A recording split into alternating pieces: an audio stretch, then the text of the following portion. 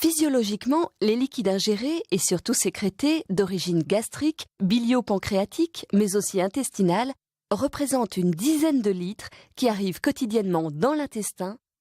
99% de ces liquides sont réabsorbés, particulièrement dans l'iléon et le côlon.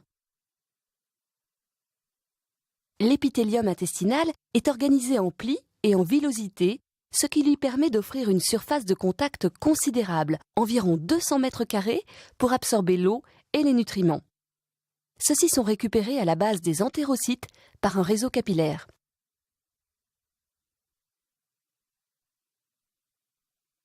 Dans les cryptes, les entérocytes sont sécrétoires, alors que sur les villosités, ils sont absorbants. Ce sont les mêmes entérocytes.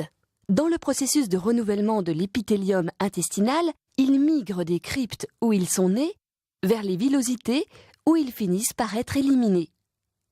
Dans ce processus, qui dure 4 à 5 jours, ils ont donc radicalement changé de fonction. Les systèmes de transport d'eau et d'électrolytes au travers de la cellule sont régulés par de nombreux médiateurs. Dans les cryptes, prédomine une hormone puissante, le VIP, qui en augmentant l'AMP cyclique, provoque la sécrétion de l'eau et des électrolytes. À l'inverse, d'autres peptides, et en particulier les encéphalines, s'opposent à l'hypersécrétion en réduisant le taux d'AMP cyclique. Enfin, des enzymes, les encéphalinases, détruisent très rapidement les encéphalines, écourtant ainsi leur action antisécrétoire.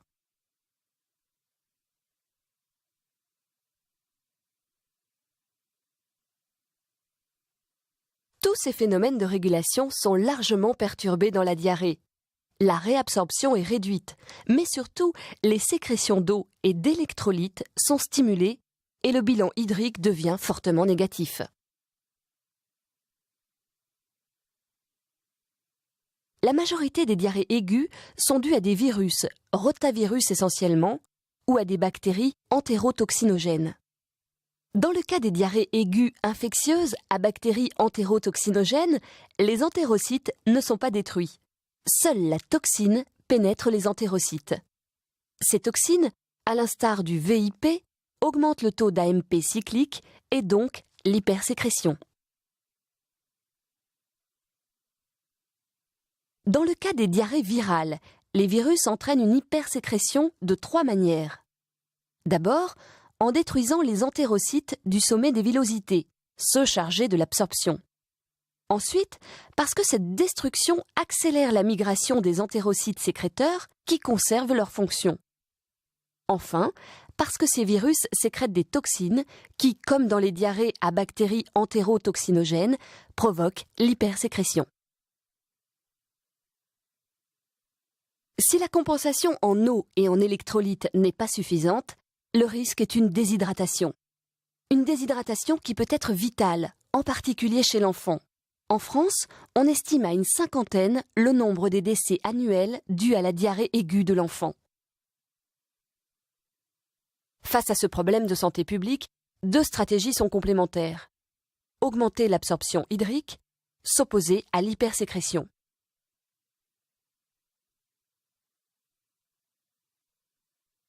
L'eau est normalement absorbée avec le sodium, selon un gradient de concentration. Le sodium pénètre dans la cellule par un système de cotransport qui fonctionne en faisant rentrer conjointement du glucose ou des acides aminés. Les solutions de réhydratation orale, grâce à la présence de glucose, permettent à l'eau et aux électrolytes de continuer à être absorbés, même en cas de diarrhée profuse. La fonction d'absorption est ainsi augmentée dans les entérocytes valides et l'enfant se réhydrate progressivement. Mais la solution de réhydratation ne stoppe pas la diarrhée, d'où l'utilisation logique d'un anti-hypersécrétoire intestinal. On a vu que les encéphalines s'opposent à l'hypersécrétion, mais que leur action est fugace, car elles sont détruites par les encéphalinases. Le racécadotril est une molécule qui possède une grande affinité pour les encéphalinases. En se liant à l'enzyme et en l'inactivant, le racécadotril prolonge la durée de vie de l'encéphaline et donc augmente son activité antisécrétoire.